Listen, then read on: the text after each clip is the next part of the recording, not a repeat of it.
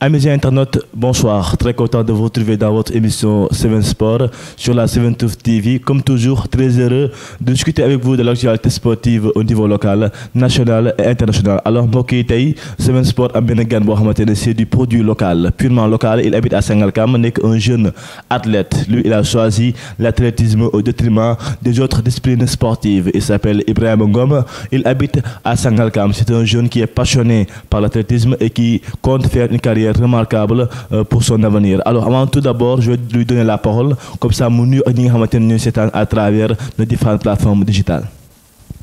Waaw salaamaaleykum mbokk yi maa ngi leen di nuyu waa Sangalkam bu baax di nuyu monsieur Fodé Gassama journaliste sportif di nuyu waa Saltigué de Rufisque nuyu coach yi nga xamante ne ñi ngi fa. Man la seen doom Ibrahima Ngom dëkk Sangalkam nekk athlète di évoluer au niveau de Saltigué de Rufisque. Merci.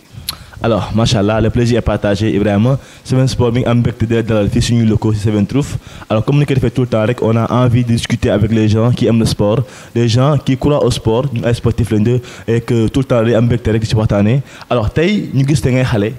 y a le football, y a le basket, y a la lutte. Toi, tu dis que je choisis l'athlétisme. Bu ñu ñëw tuuti ci ginnaaw source bi. Qu'est-ce qui t'a motivé à choisir le métier de l'athlétisme? Waaw, athlétisme tey mën naa ne bokk na ci sport yi nga xamante ne ñu gën a suivre la ci àdduna bi te depuis ba ñuy booy ñun ñu ngi ci foo di ci dawantu di suivre actualité yi nga xamante ne moo ci am di suivre athlètes yi nga xamante ne tamit ñoo ci évoluer mu dem ba nekk passion ci ñu nekk loo xamante ne lu ñu neex la ci la ñu opté nag dugg ci voilà def ko métier di ci évoluer tamit di ci def ay performance di ci waslu ak bu baax a baax. Bref, kon mën nañu jàpp ni c'est la passion qui a pris le dessus. Voilà, passion la parce que gis nañu ne bëri na sport yi nga xamante ne am na ci àdduna bi ku ci nekk da ngay xool ban sport moo la gën a neex nga def ci ñun dañoo xool xam ne athlétisme la ñu mën te moom la ñu bëgg te nit ki li nga xamante ne moom nga bëgg ak ci nga am yaakaar moom ngay def. ba tax na toujours ñun ñu ngi ci di ci wasu suñu àq voilà di def ay kilomètres pour mun a dem pratiquer ko voilà kon lu ñu jaral la moo tax ñuy def ay sacrifice di passe pour mun a dem ba Tëngéej. di fa évoluer voilà. Ça veut tout dire, ça veut dire que voilà, et que tu aimes tellement cette discipline. Alors, Ibrahima, comme tout sportif, am nga modèle, am nga référence boo xamante ne ci kii ngay roy dans le milieu de l'athlétisme. Si y en a, c'est qui? waaw tey athlétisme bu ñu demee ba koy wax ñu ci bëri bu ñu ko xamee ak Usain Bolt moo tax ñu gën a xam athlétisme. ak Jamaïque bi nga xamante ne nii tey mënoo wax athlétisme te tuddoo Jamaïque. mënoo wax athlétisme te tuddoo Usain Bolt mënoo wax athlétisme te tuddoo Amérique. ñun dañoo jël référence wekk ko ci Usain Bolt bi nga xamante ne amul lu mu deful ci athlétisme vraiment voilà loolu moo tax man moom ma laa def référence. Alors tu as 25 ans ngay compétir ci catégorie senior déjà balaa ñu ñëw sax au niveau national est-ce que nekk athlète yomb na dans la vie en société. waaw nekk athlète yomb na yombul parce que boo xoolee tey bu fekkee da nga nekk athlète nga dëkk ci localité boo xamante ne ni amul ay infrastructures. su boobaa day métti ci yow parce que ñun problème boobu la ñu am au niveau départemental parce que amuñu ay stades yoo xamante ne tey dinañu mën a permettre ñu préparer wu dinañu mën a permettre ñu mën a entraîner ci ay conditions yu baax ba pare nga nar a quitter Sangalkam pour dem Rufisque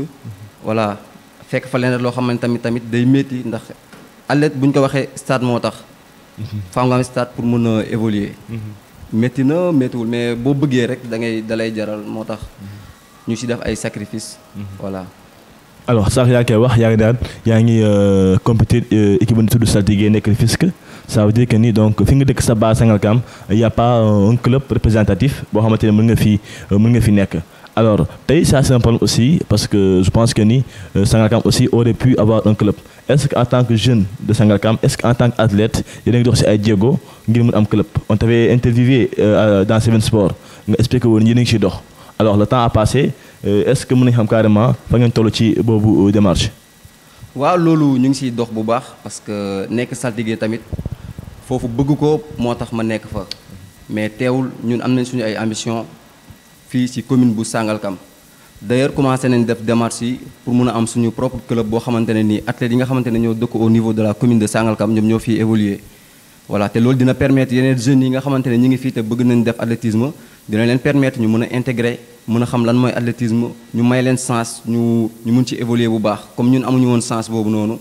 tey yaakaar naa ne ça fait l'occasion comme am nañ benn niveau bi ñu mën a permettre suñu ay rakk ak suñu ay mag yi nga xamante ne ni bëgg nañ def athlétisme ñu mun ko def au niveau de la commune de Sangalkam te ci kaw loolu ñu ngi ciy avancé bu baax parce que def nañ ñaari réunion bu ñu mujjee def nii ñu ngi ko defee woon fii ci mairie bi te amoon na apport bu rëy ba kayit yi nga xamante ne yëpp war nañ ko lijjanti ñu ngi ci kawam te ñu ngi koy lijjanti bu baax lépp dina sotti balaa déwén incha allah ñu jéem a dawal suñu Sangalkam fi nga xamante ne fii lañ dëkk moom la ñuy représenté bu boobaa. Alors, au niveau du club, pas du club, au niveau du groupe à Sangalkam, est-ce qu'il y a aussi des jeunes qui ont émergé et yo, en tant qu'athlète, à Moutiam Yakar, ils sont formés, ils peuvent être même à un niveau où ils sont formés. waaw tey yaakaar naa ne athlétisme Sénégal mënoo ko wax te doo si tudd ñenn ñoo xamante ne ñu ngi si commune bu Sangalkam je peux donner l'exemple de Joseph Amissa Coulibaly de Kounoune moom athlète international la ñu ngi nii di préparer Jeux islamiques te pourtant si commune bu Sangalkam la dëkk te yaakaar naa ne tey loolu fierté Sangalkam la fierté commune bu Sangalkam la ñu am benn athlète boo xamante ne tey dinañu représenter fu sori am na yeneen xale yoo xamante ne tey ñu ngi fii si Sangalkam ku si mel ni Amirou Diallo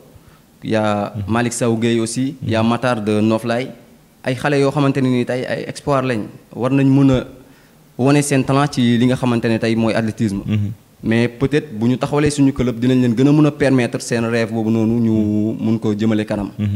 am na ay xale yoo xamante ne tey ñu ngi leen di entraîner fii si terrain bi ni nekk si ginnaaw sous préfecture bi te gis naa si ay xale yoo xamante ne am nañ avenir si athlétisme bu ñu leen jàppalee dinañ am ay champion ak ay championnes au niveau de la commune de Sangalkam vraiment. Alors récemment gis nañ ci image aussi ci niveau réseaux sociaux yi les Sangalkam moo te remercier di wax ne que tu étais une fierté est-ce que mu ngi revenir tuuti ci boobu trophée bonne compétition la woon ak aussi comment ça a été ba nga mujj am ci médaille. waaw avant may revenir ci foofu damay remercier waat encore la population de Sangalkam parce que gis naa ni ñu ma taxawoon ci les championnats régionaux 2022. gis naa seen taxawaay bu baax ku ci mel ni Fodé Gassama ku ci mel ni Amadou Dieng ku ci mel ni Cheikh Sow voilà ku ci mel ni Ablaye Bouda Mouhamed ñoom ñëpp jàpp nañ ci Sangalkam yëpp laay wax ñoom ñoo ci jàpp vraiment poussé nañ ma voilà gën ma motiver ba ci kaw loolu yàlla dogal ñu am médaille au niveau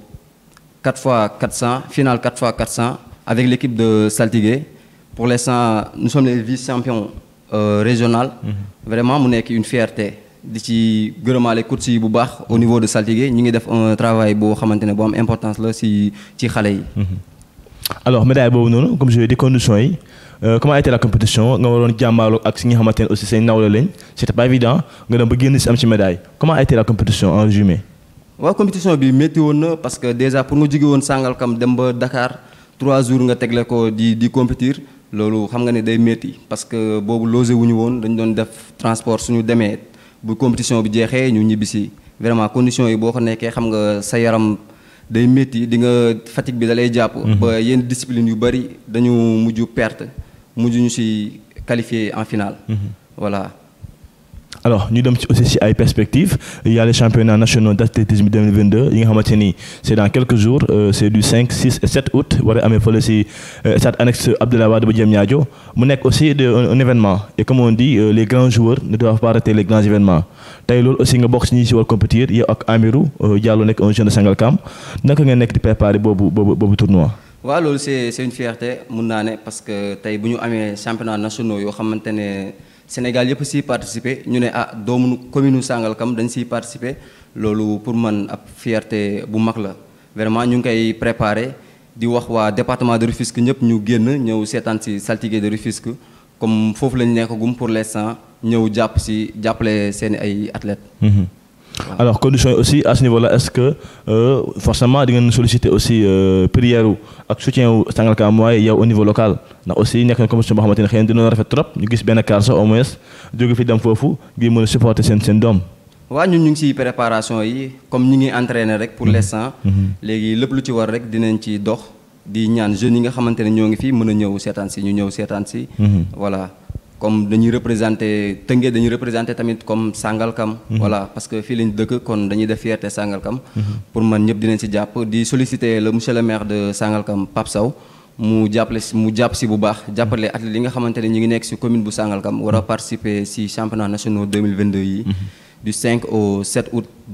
voilà au stade annexe de Maître Abdoulaye Wade. Vraiment ñu ngi ko si woo mu jàppale ñu si bu baax. Alors ku wax athlétisme aussi wax une discipline qui est un peu particulière surtout côté exigence ndax aspect physique bi am na si solo aspect récupération bi am na si solo je suis pas un expert mais quand même ñu ngi côtoyer pas mal de monde dans le domaine sportif. Alors qu'est-ce qui doit être l'attitude d'un athlète koo xamante ne kat yow bëggoo tey juum sa carrière bu nga si am ay résultats yoo xamante ne c'est positif et satisfaisant ban yoon nga war a jël ba nga may def erreur. waaw athlétisme dafa nekk sport boo xamante ne nii c'est individuel balaa dara di xew c'est individuel te nekk na sport boo xamante ne tamit bu métti la parce que travail bi ngay def travail individuel lay def bi ngay def da nga war a entraîner war a récupérer war a lekk bu baax nekk ci conditions yu baax te loolu yëpp bu fekkee ne dajaloowul ci yow rek yaakaar naa ne kon performance yi nga xamante ne moom ngay yóotu pour nga jot ko day xaw a métti. ba tax na ñun problème yooyu la ñuy jànkonteel fii au niveau de la commune. parce que amaguñu yenn moyens yi nga xamante ni dañu permettre ñu mën a entraîner ci conditions yu baax lekk yu baax mën a récupérer normal. te yaakaar naa ne ku wax athlétisme wax au niveau. parce que athlétisme nekk na sport boo xamante ne nii dafa xaw a fiir li nga war a moytu dafa bari. da nga war a entraîner régulièrement di noppalu di lekk bu baax voilà di toppatoo sa yaram bu baax. Qu'est-ce que tu appelles par lekk bu baax. waaw su ma nee lekk bu baax tey parce que mënoo nekk athlète nga entraîner matin soir te. amoo koo xamante ne ni moo lay suivre ci sa li nga xamante ne moom ngay lekk tey parce que boo nekkee athlète da nga war a am benn programme boo xamante ne nii programme alimentaire boo xamante ne da nga ko war a respecter pour que au moins li ngay entraîner tey mu mun la jëriñ nga mun a def ay performance voilà parce que daf ci am importance bu baax a baax munoo def athlétisme te doo nekk ci condition yu baax. Malgré difficultés yi aussi à ton niveau yaa ngi jéem a xool noo mun def au moins le minimum. voilà malgré difficultés yi ñun moom ñu ngi ciy góorgóorlu. parce que tey am na ñoo xamante ne nii ñu ngi ñuy jàppale par exemple man sama waa gaale am na ñoo xamante ne tey seetaanuñ ma ñu ngi may jàppale ci li ma bëgg su ma waree am transport dinañ ma ko jox transport. su ma waree passe pour dem compétir dinañ ma ko jox su ma waree lekk loo xamante ne lekk bu baax la dinañ ma ko jox. ñoom tam ma leen ciy sant bu baax a baax. Alors au niveau personnel quelles sont les ambitions de Ibrahima Ngom personnellement en tant que jeune athlète lan mooy sa ambition ci métier bi. waaw personnellement instant bii nii suñu bët ñu ngi ko wekk ci. jéem a évoluer génn Sénégal si c'est possible. dinañ def le tout ba nga xamante ne tey dinañ représenter Sénégal représenter Sangalkam loolu moo nekk suñu ambition nekk athlète international loolu ci la ñuy liggéey chaque jour. voilà. Alors les conditions de vie aussi au niveau local bu nga wax sànq am ngeen ab groupe yéen a ngi ut ay papiers espérons que dina am une suite favorable comme ça ngeen mën a formel ba voilà suba relève bi ñu mën ko assurer alors tey jii nii aussi côté athlétisme bi Ibou am na loo xamante ne aussi ñu bëri tey dañ xaw a umpale mais comme je dis côté espace d'entraînement au niveau local ndax xam nañ tout le temps ngeen mën jóge fii di dem Rufisque parfois di nga bëgg a toog sa dëkk xaw a maintenir la forme est-ce que au niveau local il y a un lieu d'entraînement boo xamante ne personnellement yow fa ngay nekk. waaw